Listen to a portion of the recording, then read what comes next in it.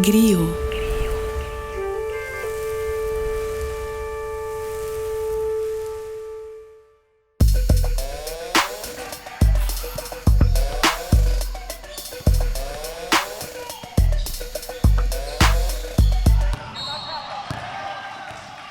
Olá, meninos e meninas, estamos no área online para mais um podcast do Massali. Eu sou Massali, seu host, apresentador, seu mediador deste Roda Viva esportivo de baixo custo e trago comigo o CLT mais bem disposto do sul do mundo, Davi Alves.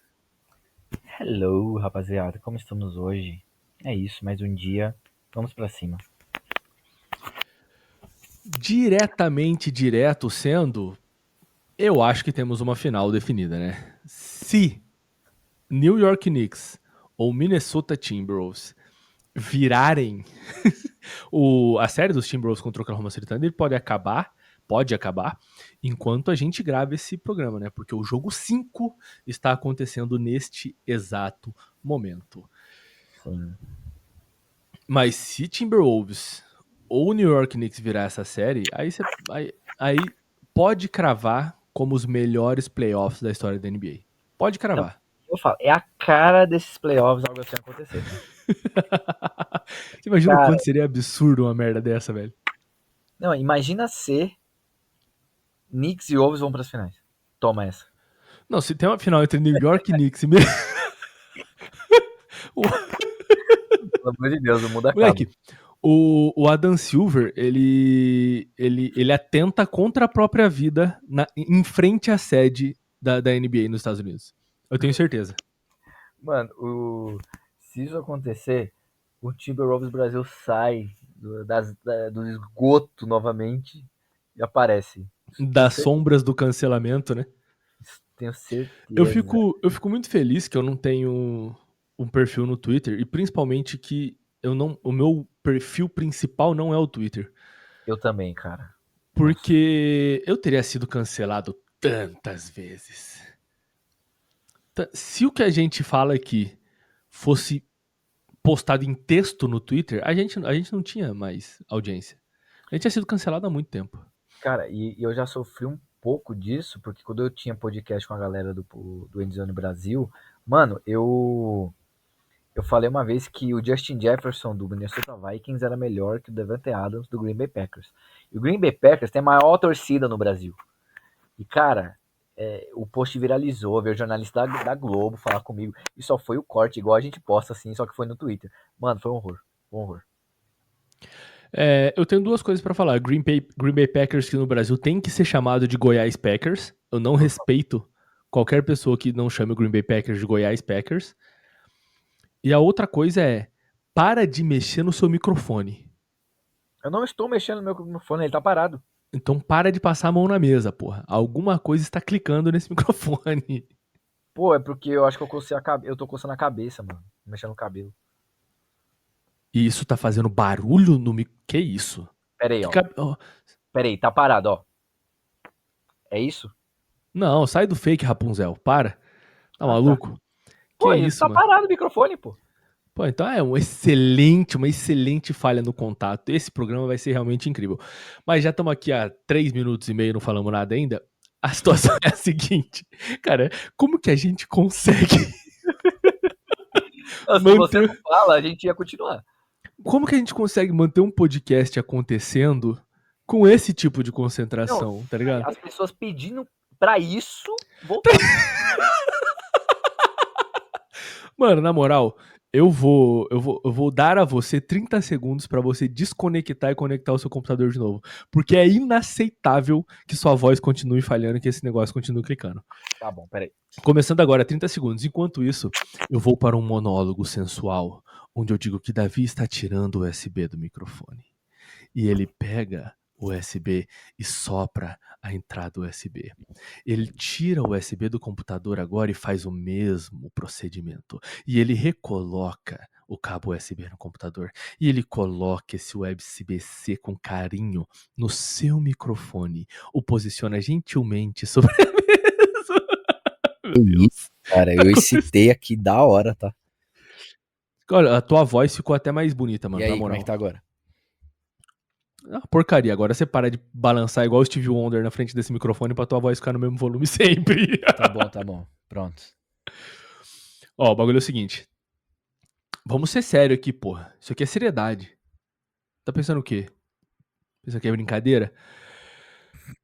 Mano, eu quero entrar neste programa de verdade agora questionando você se você achava que o Indiana Pacers... Eu sei que a resposta pra isso é não. Mas se você achava que o Indiana Pacers estaria nessa posição agora, de estar encaminhado para as finais da NBA, mas se no começo dessa série contra os Knicks, você achava que o Indiana Pacers seria um time tão dominante do ponto de vista de nunca se desesperar durante as partidas. Porque uma coisa que me chama muita atenção nesse time do Indiana Pacers é que eles têm tudo sob controle. Eu tava ouvindo o podcast do Thinking Basketball essa semana, como eu faço todas as semanas em todos os episódios que eles soltam. E, mano, ele falou que o estado neutro do basquete é o puro caos. E eu achei isso lindo, achei isso maravilhoso, achei isso perfeito. O basquete é caótico em seu estado neutro. E eu fiz a conexão cerebral de que o time da NBA hoje, que joga o estado mais neutro do basquete, sem tentar domesticar o basquete, é o Indiana Pacers. E não é que eles não tenham um tático muito trabalhado e avançado, mas é que eles permitem que o basquete aconteça e eles tomam decisões baseadas no acontecimento do jogo de basquete, tá ligado? Sim. É um Mano, time muito eu natural, cara. posso... Parece... Natural é a palavra, mano. O jogo é muito fluido, mano. E eu acho que o catalisador, o canal de fluidez é Tyrese Haliburton. Com certeza. Pô, absurdo. E aproveito aqui pra dizer que somos pioneiríssimos na babação de Acertamos ovo em cheio. para Tyrese Haliburton.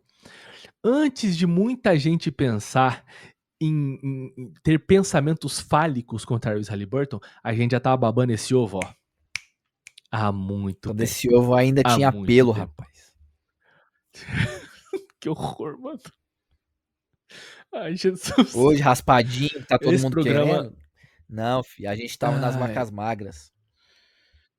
esse programa eu vou ter que listar como pra maiores no Spotify. Não vai ter como. Esse não vai ter jeito. Mas, enfim, a sua opinião de se no começo dessa corrida de playoffs você imaginava o Indiana Pacers nessa situação. Cara, eu não imaginava, obviamente. Mas é aquela coisa, quem falar que imaginava tá mentindo. Sabe? E... Só que eu acho que isso é bom pro basquete, cara. O Indiana Pacers é um respiro pra quem gosta de basquete. É a brisa no calor, tá ligado? Quando você tá ali, mano, no sol, o cara pelando 40 graus no Nordeste aqui, ó. Aí vem aquela brisa leve, assim, ó. É o Indiana Pacers jogando basquete no meio de tanto basquete mal jogado ultimamente. E E você não acha que o OKC também é essa sim, eu brisa? acho também. E é exatamente isso que você falou da questão do Tyrese Haliburton. Ele é o catalisador, cara. Ele é quem faz esse time fluir. E a gente tava falando no off, né? E eu falei pra você que a nova geração se acostumou com armadores focados em pontuar. Só que eu e você, por acompanhar a NBA há mais de 20 anos, a gente é cria de Steve Nash, Jason Williams, Rajon Rondo, Chris Paul, tá ligado? A gente é cria dessa galera. E quando a gente consegue ver o Tyrese Haliburton tendo relevância e conseguindo ter impacto onde o jogo caminha para um outro lado do que é o jogo dele, cara, é muito bom. Ele simplesmente teve 15 assistências e nenhum turnover, galera. Ele é o cara que melhor cuida da bola, que melhor toma decisões na NBA. Ponto. É surreal. 32 pontos, 15 assistências e 0 turnovers. 12 rebotes e 4 roubos de bola, cara. 12 rebotes, 4 Mano, Que isso, velho? Tipo, mano, sem brincadeira. Eu vou falar uma parada aqui. Assim que eu limpar minha garganta, porque o Michel Temer tá tomando conta do meu corpo. Perdão. Se Luka Doncic faz uma partida de 32 pontos, 15 assistências, 12 rebotes, 4 roubos de bola e 0 turnovers, o mundo O acaba. mundo acaba, cara. O Luka, ele é eleito o presidente dos Estados Unidos. Eles depõem o Trump na hora, impeachment o Trump, e o Luka é eleito presidente dos Estados Unidos. Não, e eu digo mais. Os Pacers só perderam um jogo fora de casa nessa pós-temporada. Um jogo. Tá 6-1, irmão. Fora de casa. Fora? Isso é inacreditável. Mano, e essa é a palavra, é inacreditável. E não só a questão da eficiência do Haliburton de fazer seus colegas de time bem melhores, é a questão dos momentos icônicos. A gente tá vendo uma das melhores campanhas individuais de um jogador dos últimos anos nos playoffs. Ponto. Você quer momento icônico? A gente tem uns 3, 4 dele. Né? Já sem chegar na final. Você quer número impressionante? Tem. Você quer jogo importante? Tem. Você quer provocação? Você tem. Cara, tem tudo. Essa campanha do Tyrese Haliburton com o Indiana Pacers tem tudo. O moleque é completo. Exatamente, mano. Cara. E é isso que você falou da gente ser pioneiro. A gente vem falando isso há muito tempo e a galera não pegou quem ele é. Acho que é. Não, a gente, inclusive, a gente foi tirado pra bosta sim. Em alguns momentos. Em alguns cortes que a gente falava do Tyrese Haliburton, porra, a galera, não, ele é pipoqueiro, não define nada. E realmente, pessoas, né, que seguem, tanto eu quanto você, falavam que o Tyrese Haliburton é um cara superestimado. O termo usado era esse. Okay. Superestimado. Os próprios jogadores da NBA votaram isso. Pois é, mano, isso é surreal. Eu vejo que o Tyrese Haliburton, ele ainda tem pontos a evoluir no jogo dele, o que é absurdo. Cara, você olhar pra um cara que tá indo pra final da NBA e ver que o jogo dele tem pontos pra ser melhorados é muito absurdo, mano. Cara, muito absurdo. Principalmente no lado defensivo da quadra, mano. Sim. Porque ele tem boas leituras, isso eu acho que ele tem de fato. Ele não é um cara que vai prejudicar o seu time falhando na rotação, não é um cara que vai ficar pra trás na defesa de transição, mas individualmente ele tem uma dificuldade ainda pra defender. Sim. Acho que ele tem que fazer uma clínicazinha do Marcus Smart ali, alguma coisa do tipo. Mas, inclusive, eu não entendi por que o New York Knicks... aliás, vou responder a minha questão, mas eu ia dizer que não entendi por que o New York Knicks não caçou mismatches com o Tyrese Haliburton durante a partida pra tentar tirar ele do jogo, tá ligado? Tentar, sei lá, desmotivar ele de alguma maneira. Mas é o Tom Thibodeau, né? Exatamente. É o cara da mente mais fechada do basquete mundial. Exatamente, mano. É foda, né? Porque quando funciona, a gente fala, todo gênio tem um pouco de louco. Mas quando dá errado, você fala, mente fechada, né? Sim, mano. Isso é foda. E eu acho que um dos principais pontos que faz o Indiana Pacers ser tão bom é a questão de ser bem treinado também, cara. É um time que joga já há bastante tempo. Todo mundo sabe o que tem que fazer. É muito bonito de se ver. E, mano, se eles ganharem o próximo jogo, cara, eles vão passar o rodo no leste em 5 em todas as séries. 4-1 versus o Bucks, 4-1 versus o Cavaliers, 4-1 versus os Knicks, mano. Bizarro, tá? Mano, que isso, cara. E, pô, você falou do Rick Carlisle, né? Técnico do Indiana Pacers. Que trabalho, né, mano? Ele é muito bom, mano. Ele é muito bom. E assim, que sobriedade, mano. Tá ligado? No lance do cara ser muito, muito coerente o tempo todo e tomar decisões acertadas em 90% das vezes, tá ligado? Pô, é loucura, mano. E mano, eu acho que... Pode falar. Inclusive, eu acho que os Knicks perderam um pouco da série aí, na batalha de técnicos mesmo. Porque a gente viu um Tom Thibodeau forçado a sair da zona de conforto dele e ter que usar alguns jogadores que ele não estava disposto a usar por problemas com faltas. E foi uma experiência, mano, meio montanha-russa, assim, Eu mesmo vi o McBride em alguns momentos brilhar pra caralho, e eu gosto muito de Deuce McBride. Mas em outros momentos, eu vi ele sendo um problema defensivo, mano. Em relação a leituras de rotação, Uhum. em relação a linhas de passe, permitir linhas de passe que não, porra, se ele tivesse com o braço aberto, não era pra esse passe chegar no cara na linha dos três. E não dá pra uma defesa, mano, em 2025, sofrer pras mãos do Hobbit TJ McConnell. Não tem como. Mano, não me entendam mal. Eu amo TJ McConnell. Eu amo TJ McConnell. De verdade, mano. Eu acho que eu amo todos os jogadores que têm menos de 1,90 m. Eu vou olhar no fundo dos seus olhos e dizer, esse cara é foda. Esse cara é foda. Enfim. Mas eu gosto muito de como ele entra, e ele jogou no 76ers um tempo, e o que os narradores mais falavam é, porra, TJ McConnell fazendo coisas de TJ McConnell, que é pegando um rebote ofensivo do nadão, tá Sim. ligado? Que é... Caramba, hoje tá difícil. Circulando por debaixo do aro, voltando pra cima da linha dos três, saindo com um pivô lá de dentro do nada e cavando uma falta, tá ligado? Tipo, essas coisas bizarras, assim, que não tá no script. Seu time não tá preparado para TJ McConnell. E eu acho que isso é uma falha técnica, mano, porque TJ McConnell existe há muito tempo nessa liga já, tá ligado? Então você precisa estar preparado pra quando ele entra em quadra, e ele é o clássico White American NBA É player. verdade. Clássico Clássico. demais, mano. Clássico. É o energy guy, é o cara que é o spot-up shooter, tá ligado? Esse tipo de Ah, e coisa. você já respondeu uma Não... pergunta que eu ia fazer pra você, que é se você acha que o TJ McConnell ter tanto impacto assim nos playoffs inteiros é mais demérito dos times ou mérito do Rick Carlisle, tá ligado? Eu acho que é demérito dos times, mano. Sim, eu concordo. Ao mesmo tempo em que você tem o lineup dos Pacers é surreal. E eu vou dizer por quê. Não é em relação a nomes. É em relação à coerência. Lembra que eu falei alguns programas atrás que eu não entendo por que é que eu não entendia, por que é que eu não gostava de ver o basquete do Indiana Pacers, sendo que eles tinham um time taticamente muito coerente, esse armador criador, esse pivô espaçador, esse cara que tá um pouco fora da característica do time, mas que quando o jogo aperta, ele resolve, que é o Pascal Sim, Siakam.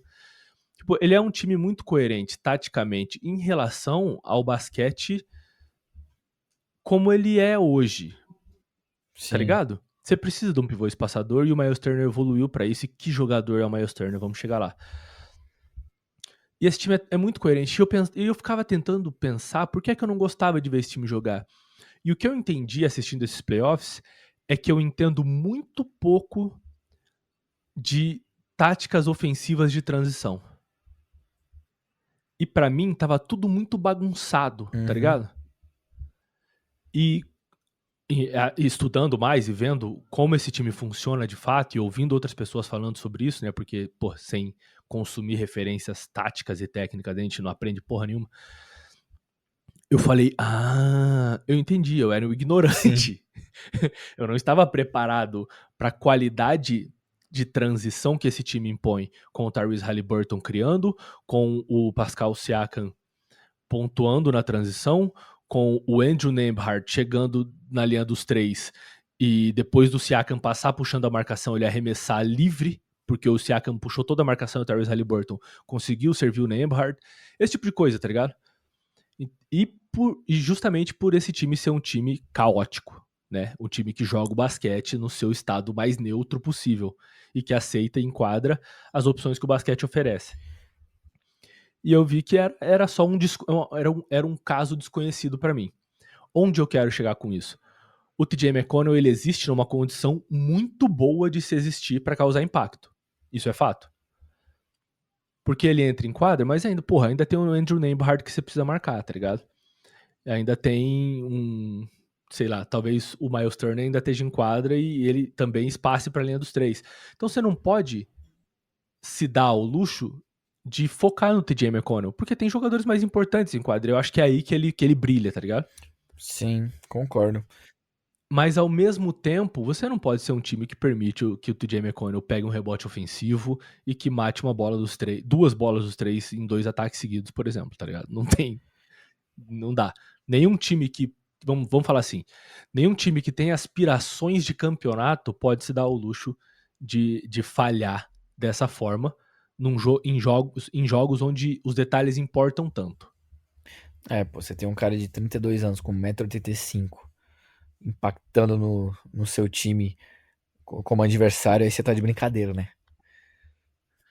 E pensando assim que não é o Jalen Brunson que tá marcando o TJ Não, McConnell, tá ligado? exatamente. Tipo assim, e se o TJ McConnell pegou um rebote ofensivo, muitas vezes, dentro do garrafão estavam Karl Anthony Mitchell Towns, Robinson. estava Michael Bridges, Mitchell Robinson, que é um excelente reboteiro também. Mitchell Robinson fez diferença nessa série pros Knicks, Uhum. tá, mano? Eu acho que na mão de um técnico mais flexível, ele seria melhor utilizado ainda. Mano, eu gostei muito do ponto que você falou da transição, porque eu lembro quando eu fiz a análise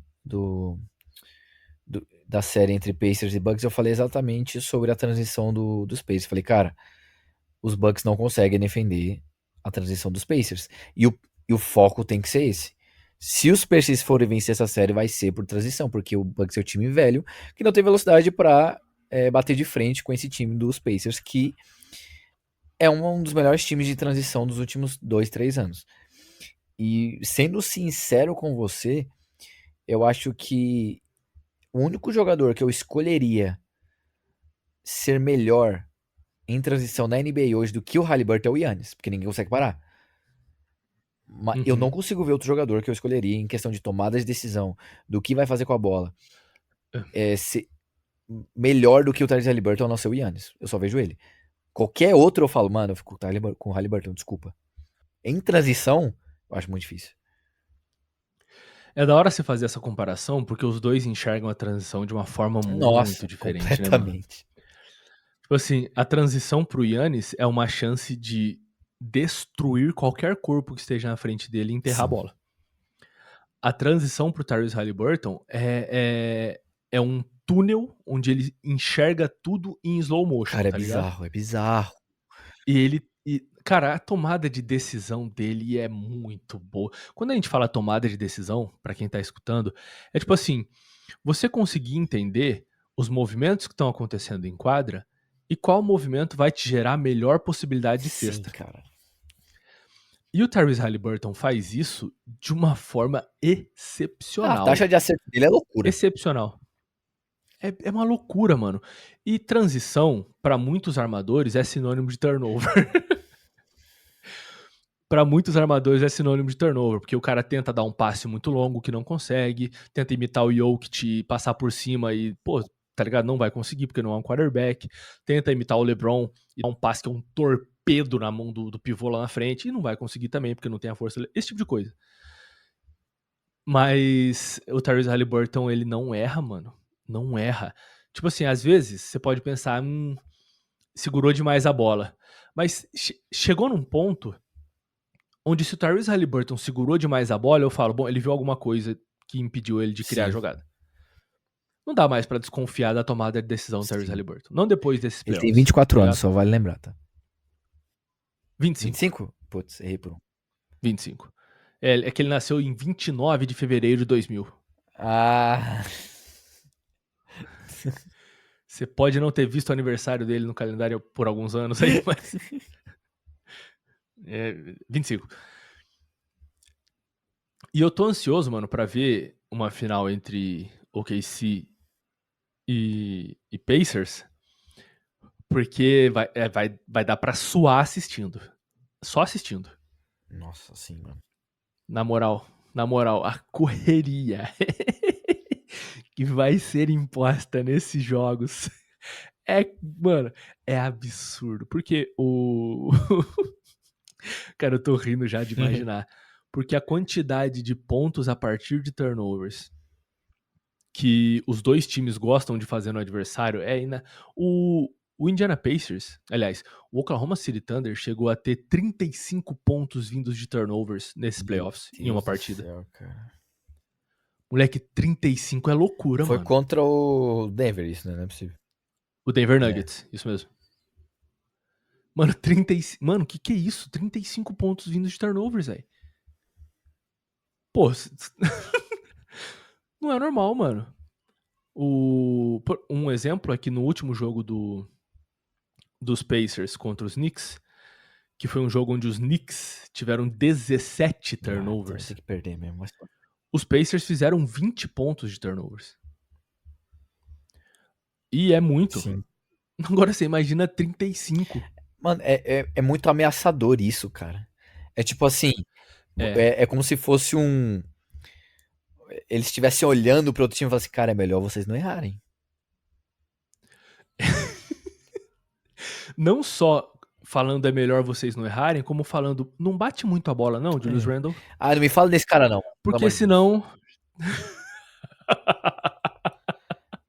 Pô, mano, a gente elogiou o cara pro cara chegar nas finais de conferência. Não tem como. Mano, o cara tava consistente. Qual foi a coisa que a gente sempre falava do Julius Randle? Escolha de arremesso e inconsistência. Aí o que ele faz na final de conferência? Primeiro jogo, 28 pontos. Segundo jogo, 6 pontos. Terceiro jogo, 24 pontos. Jogo 4, 5 pontos. Aí não dá. É loucura. É loucura, mano.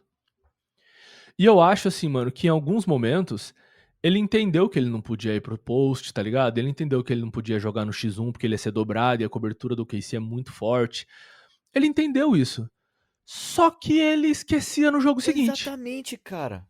Como que isso é possível? E aí eu... Exato, mano. E aí uma coisa que eu entendi sobre o jogo sobre a defesa do OKC que prejudicou muito o Julius Randle. A defesa existia. Não, mentira. No jogo 2, ou no jogo 2, o Minnesota Timberwolves conseguiu ter algum sucesso no post-up. Só que era no poste baixo. Quando você joga no post-up, no poste baixo contra o OKC, você tá na maior parte das vezes jogando num contra um. Porque o OKC é um time que vai dobrar vindo do seu ponto cego. E eu não vi eles dobrando muito vindo pela zona morta. Então quem dobrava nesse homem que tava no post-up, nesse poste baixo, né? Poste baixo é aquele post mais perto do aro, pra você que tá escutando a gente, talvez não, sei lá, não tenha, não seja familiarizado com a linguagem. Essa dobra vinha sempre de cima, mano, tá ligado? Não tinha uma dobra vindo do fundo, assim, pelo menos no que eu consegui acompanhar com o meu conhecimento do jogo, né? E aí, os pivôs, né, tipo o Naz Reid, que tivesse ali, ou o Julius Randle no poste baixo, ou o próprio Rudy Gobert, serviam essa bola de volta pra linha dos três. Então isso não causava muitos turnovers, saca? Sim. Agora, quando o Julius Randle ia pra aquele post no cotovelo do garrafão, cara, as dobras vinham fulminantes pra cima dele, mano. Fulminantes, tá ligado? Sim. E o roubo de bola nesse poste alto, ele é um contra-ataque certo. E aí o Julius Randle sofreu na mão do OKC nessa situação. Eu fiquei pensando, né, por que que no jogo 2 eles tiveram esse sucesso no post e tal e conseguiram pontuar, e era porque na maior parte das vezes era, sei lá, Naz Reid num contra um com o Chet, tá ligado? Naz Reid num contra um com o Hartenstein. Ou até o Rudy Gobert num contra um com o Hartenstein e com o Chet mesmo. Nossa, que bloco que o Rudy Gobert deu no Chet, hein, mano? Nossa, no último jogo. Absurdo, mano. Porras, no último jogo, que a gente quer dizer aqui, jogo 4. Que bloco, mano. Eu não queria falar isso, mas eu tô começando a gostar do Rudy Gobert, mano. Que raiva. Mano, bom jogo 4 do Rudy Gobert. Bom jogo 4 do Rudy Gobert. Tipo assim, mano. Eu não sei se ele ter tomado tanto hate fez eu ter ficado empático com ele, mano. Mas eu vejo ele tendo sucesso e eu fico assim, caraca, vai, Rudy. Tá ligado, mano? Porra. No jogo 4, ele teve 13 pontos, 9 rebotes, 3 assistências, 1 toco. Fez tudo, né? Mas ele teve 62% de aproveitamento dos arremessos de quadra, 5 de 8. E ele foi o jogador com o maior plus-minus do Minnesota Timberwolves. Ah, depois do Alexander Walker, porque o primo jogou muito nesse jogo. Sofreu na mão do Shea, né? Sofreu, apanhou um pouquinho. Mas ele também, 62% da linha dos 3 pontos, 60% dos arremessos de quadra. Bizarro, 9 de 15. Mas o plus-minus do Nickeil Alexander-Walker foi 6 e o do Rudy foi 4. Então a gente pode considerar a mesma coisa. Plus-minus de dígito único Sim. foda-se. Depois, se tá mais 10 ou menos 10, você começa a pensar em plus-minus. E, enfim, o Rudy Gobert fez um bom jogo. Fez um bom jogo mesmo, mano. Esse bloco dele no chat foi, porra, foda. Mas... E ele fez um bom jogo 2 também. Foi o jogo 2 que ele... Não, o jogo 3 que o Timberwolves venceu, né? Foi. Porque senão ia ficar 3-0. Foi.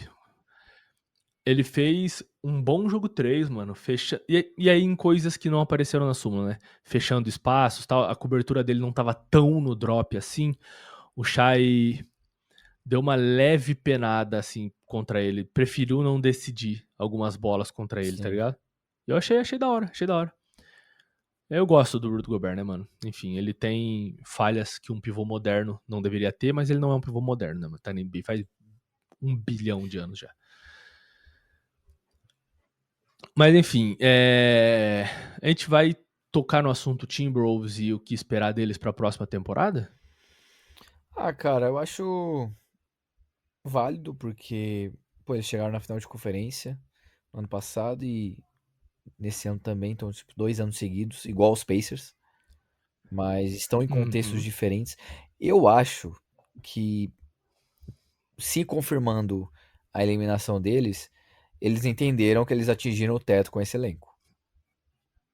Tá, eu concordo. E tem problemas urgentes a serem resolvidos, né? Não, exatamente. E infelizmente, mano, eu acho que um dos problemas... Você quer concluir antes de eu Não, eu falar? só queria falar que eu acho que quem vai rodar vai ser o Mike Conley e eu odeio isso. Esse foi o infelizmente que eu falei. Então, E infelizmente, mano, uma das questões é que o Mike Conley não tem condições de ser um armador titular pra esse time. Eu gostaria muito que ele ficasse na equipe. Porque eu acho que... Inclusive, eu acho que o Chris Finch, é isso, né? Sim. Ele conseguiu dosar muito bem os minutos do Mike Conley. Uhum. E fazer com que o Mike Conley contribuísse de uma forma a não prejudicar a equipe. Sim. Tá ligado? Ele começava como titular, mas ele rotacionava bastante. Ele tem 23 minutos de média nesse playoffs. 23,9, 24 Deve ter o quê? Uns minutos. 6, 7 pontos de média? 6,4 pontos e 3,5 assistências. Entende que não é um armador pra você... Saca? Mas eu gosto, né? Aí é gosto. A gente também conhece o Mike Conley de outras temporadas, né? Muitas outras temporadas. A gente vai conhecer o Mike Conley ali do Memphis Grizzlies insano. Rudy Gay, Marc Gasol, Zach Randolph. A geração de hoje não conhece Zach Randolph, cara. Não conhece Zach Randolph, mano. Cara, a gente tá parecendo duas múmias falando de basquete, que a geração de hoje, não. E a gente tem 30 anos, tá ligado? Mano. É que, mano, Zach Randolph era muito bom, rapaziada. É muito foda. Nossa. Vamos produzir conteúdos sobre o Zach Randolph, Nossa, na moral. Mano, deu vontade mesmo agora. Eu me comprometo a, nessa off-season, trazer pelo menos um conteúdo sobre o Memphis Grizzlies, Grit and Grind, e fica aí eu escuto o agradecimento do Anderson falando agora, o maior torcedor do Memphis na história do planeta Terra, e dedicado ao Zach Randolph, porque aquilo era aula, velho, parecia um sapo dentro de quadra. Um jabuti, tá ligado? Pô, eu amo o Zach Randolph. Isso casa muito com uma ideia que eu tava tendo, né? Porque eu tava pensando já no que produzir na off-season, né? E gravar algo tipo assim, grandes jogadores que você provavelmente esqueceu ou não conhece, tá ligado? Mano, existe um duelo épico entre Zach Randolph e DeMarcus Cousins. Putz, eu sei. Nossa! Véi, é isso. Esse é o conteúdo. Vamos produzir esse conteúdo em conjunto, inclusive. Caraca, mano, é muito bom isso. Caralho, esse jogo é absurdo, mano. Caralho, eu tô animado, vai tomar no cu. Vamos voltar pra aqui. Não, só quero falar uma coisa. É quarta-feira, 10 da noite, a gente tá gozando falando de Zach Randolph. Tá ligado, Aí, mano? a gente não tem cabimento, na moral. Não, mano, não. A gente precisa de muito pra ser feliz, não, viado. Sem Exatamente, maldade. cara. Enfim, um outro gigantesco problema, mais ou menos 2,16 m de problema desse Minnesota Timberwolves não dá pra manter Rudy Gobert. Por quê? Você acabou de falar bem do Rudy Gobert, Massali. Ô, Davi, quanto o Rudy Gobert recebe na próxima temporada, sabe me Putz, dizer? a gente vai falar disso. Não, vamos ter que falar de contrato, não tem como. Ah. O Rudy Gobert vai custar aos cofres públicos. O Rudy Gobert vai custar 35 bilhões na próxima temporada ao Minnesota E nem é o Timberwolves. maior, porque em 2028 vai ser 38. 38. E nessa temporada ele recebeu 43. O Rudy Gobert, vale dizer, aceitou uma redução na extensão contratual dele, né? E, porra, também era isso ou nada, né? Mas teremos aí na próxima temporada o Anthony Edwards recebendo 45 milhões. O Julius Randle tem uma player option a qual ele vai se agarrar com todas as forças dele de 30 milhões. E aí a gente tem o J.D. McDaniels recebendo 24. O que você acha desse salário? 24 milhões para um J.D. McDaniels. Eu acho justo. Você acha justo? Eu gosto dele.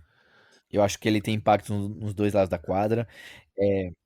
Mano. Ele não é aquele jogador pra você confiar tanto no... Tipo assim, caraca, eu preciso ganhar o jogo, vai ser J.D. McDaniels, tipo assim, a bola na mão dele o tempo todo. Não, ele vai ter momentos, tá ligado? Sabe o que eu percebo do J.D. McDaniels? Ele, às vezes, você olha pra ele e você fala, caralho, é veterano esse J.D. McDaniels, né, velho? Ele tem 24 anos, mano. Ele é muito novo, mano. Tipo assim, e ele é um jogador de defesa excepcional, tá ligado? E ele tem o contrato mais longo com os Timberwolves junto do Anthony Edwards. Ele tem um contrato até 28, 29. E eu acho que, mano, é um contrato bem razoável, bem razoável. 24 na próxima temporada, 26 na próxima, 28 na próxima e 30. 30 milhões vai ser o impacto dele em 28 e 29.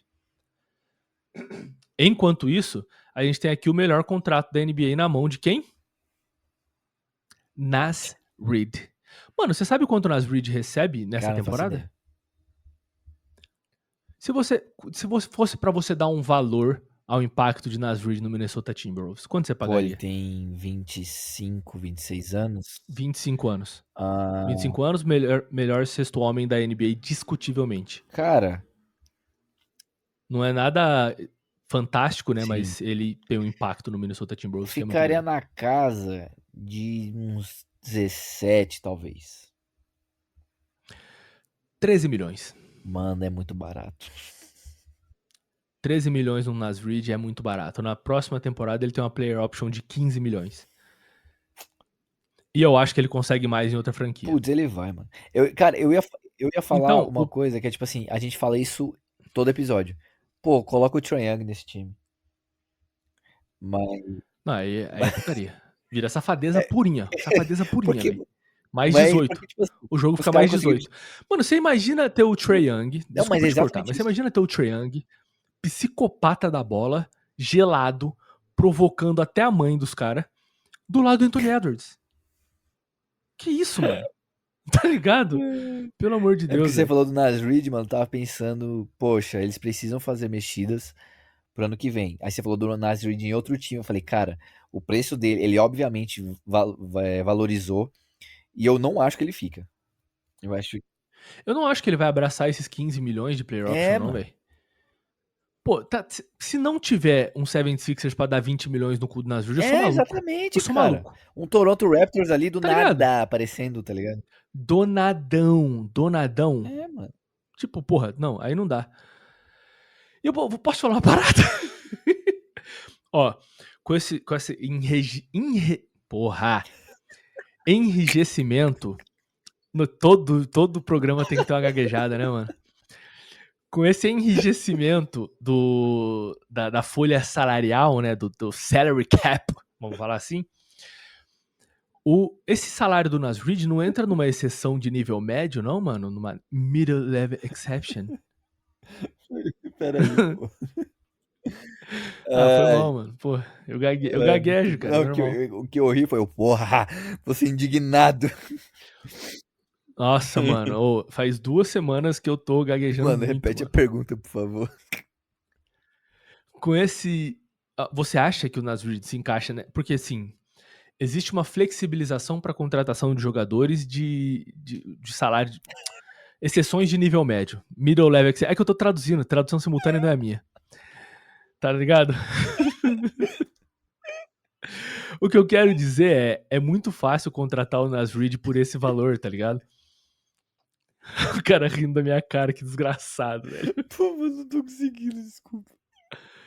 Não, e o pior, mano, é que eu gaguejo uma vez, aí o meu psicológico ele fica abalado, mano. Eu sou o Karl Anthony Towns. Se eu tô mal no jogo, eu não vou ficar bem, mano. Né? Eu não vou ficar... Caraca, mano. Tá ligado? Eu não vou Todo ficar bem. saci. Porra, foda. Pô, eu gosto muito do Karl Anthony Cara, Towns, ele é tá, mano? incrível, mano. For sure. Eu gosto muito do Karl Anthony. Mano, é foda, porque, mano, tipo assim... Talvez seja só trejeito do cara, beleza.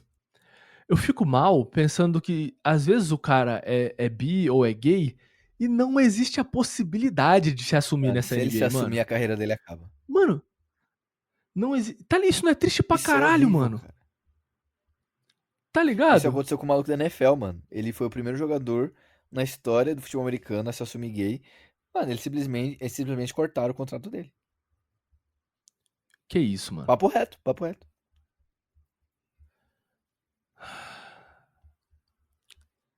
Ai, mano, nossa, o mundo é uma Não, desgraça, e eu ainda velho. falo, por curtir os dois esportes, a NFL é muito mais tóxica nesse sentido do que a NBA. Mano, é Ah, não. loucura. Mano, vide Colin Kaepernick Nossa, também, né? sim. É uma liga 100% shut up and dribble, tá ligado? Exatamente. No caso, shut up and run. Exatamente, mano. Exatamente isso. Nossa, que nojo, mano. Enfim. Mas eu pago um pau pro Karl Anthony Mano, ele é Towns, mano. muito da hora, velho. É muito foda ele descobrindo que tem 2,13 nessa série. Ele descobriu. Eu acho que ele se olhou no espelho, ele foi na casa de algum jogador mais baixo, olhou no espelho e falou: por que eu não me enxergo nesse espelho teu aqui? Aí o Mike Conley falou: não, irmão, você é muito alto. Ele: eu sou? Eu tenho 2,13. Meu Deus, eu consigo correr rápido tendo 2,13. E eu arremesso pra 3. Caralho, e se eu chamar mais a responsabilidade do jogo? Mano. Essa é a cena que existe na minha cabeça do Karl Anthony Towns descobrindo que ele tem talento de basquete, Cara, tá ligado? se ele e o Yannis trocassem de corpo, o Karl Anthony Towns ia ser MVP 4 anos seguidos. Caralho, olha essa frase, velho. Imagina se o Yannis tivesse o arremesso do Karl Anthony Towns. Mano, esquece. Esquece. Nossa, imagina, mano. Tipo, parece que é uma brincadeira, mas essa é de verdade, mano. É uma questão de. Acaba a É uma NBA, questão mano. de mentalidade. Pode até parecer papo de coach, mas não é, mano. Troca o Yannis de corpo com o Karl Anthony Towns, você vai ver o que acontece, o estrago na NBA. Caralho, velho. Pô, bizarro. Bizarro. Muito foda, porque o Yannis é um dos caras mais confiantes da NBA, né? O cara que tem a consciência do próprio corpo. Mano. Enquanto o Karl Anthony Towns é o completo Sim, mano. oposto, mano. Parece que ele Pô, se sente um shooting guard, tá ligado? E eu acho que ele tem um ódio secreto do Embiid. Ah, ele tem, pai. Porque todo jogo contra o Embiid, ele faz questão de pôr o Embiid num pôster, Camarões mano. inteiro também tem, Ele né? faz... França inteiro também tem. Porra, mano, bizarro, velho. Bizarro, mano. O cara vira o melhor jogador do planeta contra o 76ers. Mano, eu vi um cara falando sobre o Joel Embiid, falando assim, eu não tenho dúvidas de que o Joel Embiid é o melhor jogador na NBA. Eu não tenho dúvidas. O problema é que ele só é quando ele quer. Às vezes ele acorda e fala, hoje eu vou fazer 45 pontos, pegar 17 rebotes, dar 4 tocos, com 60% de aproveitamento. Uhum. No outro dia ele coloca 12 pontos de média. Eu não vejo o Embiid, isso que ele amadureceu muito ainda, né? Mas eu não vejo o Embiid como um cara de uma conduta profissional invejável, assim, tá ligado? Sim. Ele sim, ele tá lá, ele cumpre o trabalho dele, mas ele tem as regalias de uma superestrela e ele gosta de ter essas regalias de uma superestrela. E isso, mano, eu acho que não é defeito. Eu só acho que isso somado a personalidade dele e ao estilo de jogo é o prato cheio pra odiarem ele, tá mano. ligado? É que eu queria ver ele em outro lugar, mano. Essa que é a fita. Ai, mano, eu sou torcedor do 76ers, né? Se você é novo escutando esse podcast aqui. E eu fico numa dualidade de fazer Joel Embiid voltar, fazer ele render e trocar ele com valor altíssimo. E manter Joel Embiid porque, mano, ele é muito Ele é bom, muito mano. bom, cara. Tá ligado? Ele só é de E me vidro irrita e a, tem a gente não poder falar disso porque ele não joga. É, exatamente. É, exatamente. E ele é realmente um cara muito fácil de se odiar, tá ligado? Eu não odeio o Joel Embiid, enfim, mas você olha pra comunidade da NBA e você fala, tá bom, se tem uma pessoa que essa galera vai odiar, é Cara, o por Joel que a gente Embiid. tá falando do Joel Embiid nas finais de conferência? Porque a gente falou de Karl Anthony Towns e a gente tava falando de Minnesota Timberwolves e talvez a gente tenha falado de Julius Randle e Karl Anthony Towns, Tá, uma coisa assim. eu queria relembrar a linha do tempo. A gente tava falando da reconstrução que é necessária nesse time do Minnesota Boa, Timberwolves. é isso.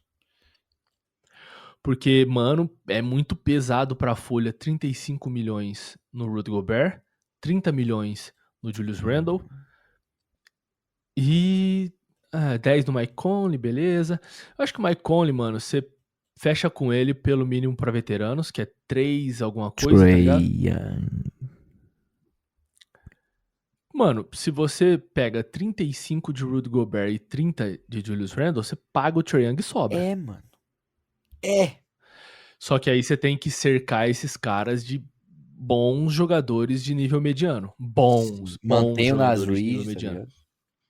Nossa, eu tive um pensamento intrusivo que é, porra, bizarro. Eu vou pesquisar uma coisa aqui. Mas, É disso que queremos.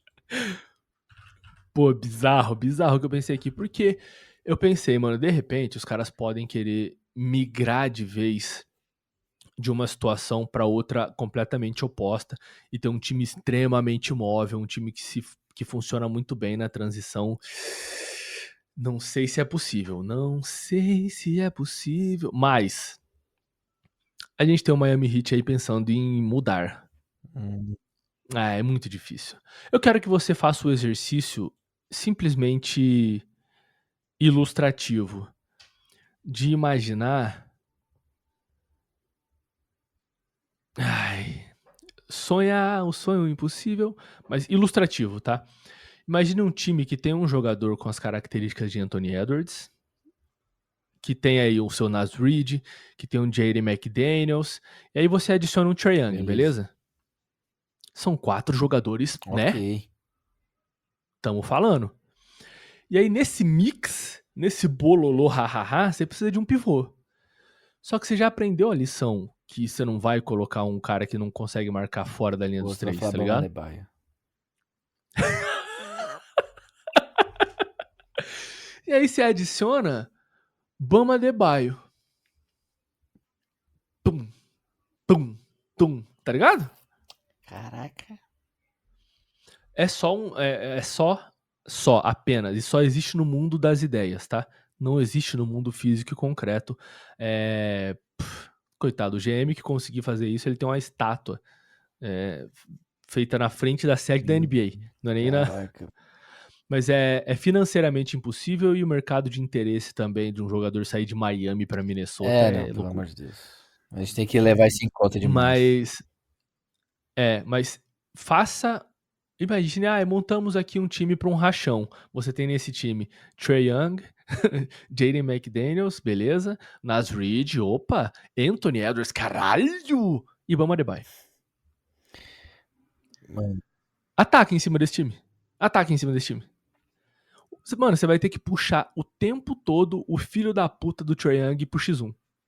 O tempo todo. Esse vai ter que ser o seu ataque. Enfim, mais uma das loucuras que a gente gosta de fazer por aqui. Criar times impossíveis de serem cara, o que a montados. gente já colocou o Trae Young em time aqui é loucura. Não, o Trae Young em Miami a gente fez 8 vezes, Sim, pelo menos. só nessa temporada. É que esse feat é surreal. Mano. Mas eu não quero nem tocar nesse assunto. E, mano, você sabia que o Bam Adebayo ele tem o maior salário do Miami Heat? Merecidamente. Merecidamente. A folha salarial do Miami Heat, ela tá muito bem espaçada, mas eu acho que dá pra você mandar um Andrew Wiggins embora com uma força, mano. A gente tem um Terry Rozier ganhando 26 milhões. Tá ligado? Caraca, mano. 26, Pô, muita mano. coisa, velho. Que isso, mano? Ele ganhou 24 nessa temporada e vai ganhar 26 com na todo próxima. respeito, ele é 15 no máximo. Nossa, e 15 ele tá ganhando mais que o Naz Reid. Nossa, não, é verdade, é 10. Tá É ligado? 10. Não tem Não, tá condição não, 38 mano. a 14 pra Não tem OKC, condição. mano. Meu Deus, acabou. 38 a 14? Puta que pariu. Aí é... Que Deus tenha piedade da alma do Minnesota. Vamos trabalhar a reconstrução deles aqui já mesmo, porque... Ainda bem que a gente tá... Nosso time é incrível, não tem como. Não tem. A gente só acerta. E quando a gente erra, a gente não posta. Exatamente. Bom, a gente tem o Shai com 12 pontos. E a gente tem o Chat com 12 pontos. Tá, beleza. Gancho perfeito esse. Eu esperava mais Chat Holmgren. Você esperava mais o quê? Do Você Chat esperava Holmgren. mais dele? Eu esperava mais. Ao mesmo tempo em que eu entendo que o Chat é um jogador... Eu posso falar novo? Eu não sei se eu posso falar novo. Pô. Não, tá, beleza. Ele tem 23 anos. Mas mais do que novo, ele é um jogador que não tem experiência.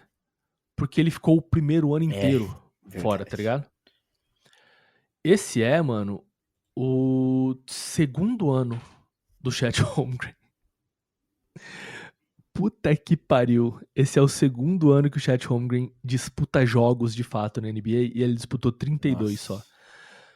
Na temporada regular, sabe quantos jogos de temporada regular o Chat Holmgren tem? Mano, 100 jogos, sei lá. 114. Pode crer, porque ele jogou a temporada toda, a temporada passada. Ele jogou a temporada passada inteira e ele falou, meu Deus, como é que o Mikal Bridges consegue? E ele jogou 32 nessa só porque ele lesionou de novo. Se eu não me engano, me corrija se eu estiver errado, ele não tem 30 minutos por jogo. Na regular ou nesses playoffs? Na regular ele teve 29 na passada e 27 eu lembro que eu tinha nessa. visto alguma coisa sobre isso. Eu sempre perguntei, mano, por que ele não joga mais? E nesses playoffs também ele tem 29,5 minutos por jogo. É que a adição do Isaiah Hartenstein foi muito foda. E eu vou te falar, são os momentos que eu mais gosto de ver o ataque do OKC, tá? O ataque de meia quadra. Nossa, é bonito demais. Porque o Hartenstein na cabeça do garrafão ali, bola nele, o time mexe pra lá, mexe pra cá, J-Dub passa, ele nem toma olha aqui, pra handoff, cesta. corta pra dentro. Só... Não, o cara é pica. O pivô que se sujeita, tá em quadra pra fazer corta-luz e servir handoff, a Zia Hartenstein, estamos falando aqui de Mitchell Robinson em algumas situações, estamos falando muito de Steve Adams. Muito de Steve Adams. Estamos falando pra caralho. É o GOAT dessa categoria. Puta que me pariu, vai tomar no cu, velho. Os caras são foda, velho. Os caras são muito foda. Do nada a gente tá falando de Steve Adams. Mas eu vou falar uma coisa pra você. Se o OKC for campeão e nessa linha, o Chet Holmgren com 22, né, que ele tem? 3. Com 23 anos. Pô, 16 pontos por jogo. Quase 9 rebotes. E 2 toques por jogo? Pô, mano. Peça importante. Caraca. Talvez eu esteja sendo muito criterioso, porque lembra que a gente tinha a comparação Chet Holmgren, Victor Wembanyama? Eu lembro que eu falei que... Ela não parece besta agora? Parece. Mas... Tá ligado? Porque o Victor Wembanyama tem um teto muito maior que o Chet. É que eu lembro quando, um pouquinho antes do Chet entrar na NBA, que ele deu uma entrevista, não sei se você lembra disso, que ele perguntou assim, quem é o melhor jogador da NBA? Ele falou assim, hoje LeBron James, daqui a 2 meses eu. Eu lembro. Caraca, eu gostei desse maluco, mano. E eu lembro que eu falei também que eu acho o Wembanyama um melhor jogador, só que eu achava que a leitura de toques do Chet Holmgren era melhor. Dá, isso é fato. Mas isso ainda Exatamente. porque o Embi, ele faz uso da aberração física. A gente falou isso, né? Sim. Inclusive num programa já. Ele faz uso da aberração física que ele é. O chat, ele tem essas Pô, leituras melhores mesmo, ele inclusive deu um de toco, cobertura. mano. Eu não lembro quem foi, mano, que ele recuperou, velho. Nossa, cara. Eu não sei se foi contra o Anthony Edwards, mano. Cara, que loucura de toco, mano. Que loucura. E talvez eu esteja sendo muito criterioso pra falar que eu esperava mais dele, mas é porque eu acho que eu esperava esses 3 jogadores jogando mais como um Big Three. Os 3 sendo Shai Gilgeous-Alexander, J-Dub e Chet Holmgren. Mas a realidade é que em um jogo aparecia mais um do que outro, em outro jogo 2 e um terceiro não. Só no jogo 4, de fato, e a gente tá no decorrer do jogo 5 agora, que eu vi esses 3 jogadores aparecendo juntos, tá ligado? Que a gente teve 40 pontos do Shai, 34 do J-Dub e 21 do Chet Holmgren. Eu tenho um desvio de caráter de não gostar tanto do J-Dub, mas eu admiro. Por quê? Cara, eu ainda estou dissertando comigo mesmo sobre isso. Eu ainda não sei o porquê, porque eu sei que eu tenho alguma coisa. Tipo, cara, eu tenho alguma coisa no jogo dele que não me agrada e eu ainda não sei o que é. Mas eu vou achar. Eu posso falar o que eu acho que falta no J-Dub? Ele é um cara extremamente complementar ao Shai. Mano, extremamente. Por quê? Se o Shai consegue criar o próprio arremesso e chamar dobras pra ele, o jogador que você quer servir no outro lado da quadra pra atacar a defesa chegando atrasada é o Jalen Sim. Williams. É o Jalen Williams, mano. Ele tem excelentes leituras nessa situação de jogo, Sim. tá ligado? Só que nos minutos sem o Shai, ele se perde muito quando ele tem que ser a principal opção ofensiva em quadra, ele acaba não rendendo, tá ligado? Acho que essa é a minha maior crítica a ele hoje. Ele é muito complementar ao Shai, e nos minutos junto com o Shai, ele deita, tá ligado? Ele sabe muito atacar esses closeouts atrasados da defesa e tal, e criar, e seja na zona morta, seja na esquina ali, né, no cotovelo do garrafão, na cabeça do garrafão, onde quer que esse closeout aconteça, ele sabe atacar, mano. Ele tem muita qualidade pra isso, ele consegue trombar no defensor e definir depois disso, ele consegue dar um arremesso de meia distância se for preciso, tá Sim. ligado? E ele é um cara que é capaz de ter jogos de excelentes aproveitamentos. Esse jogo 4 ele teve 66,7% da linha dos 3. E 54,2% dos arremessos de quadra. Mano, foram 13 de 24. Caraca, mano. Moleque, o Shai fez 40 pontos, mas ele tentou 30 arremessos. Pica, moleque é pica. Tá nem aí pra porra nenhuma. 2 de 7 da linha dos 3. Moleque é um piroca, cada vez mais parecido com o Kobe, de fato. Não, parei. Nada a ver. Não, parei. Não, besteira minha, mano. Que isso. E, mano, um rebotinho pra um triplo-duplo, hein, mano?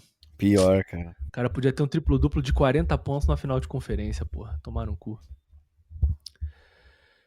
Quem vence uma final entre o OKC e Pacers? OKC.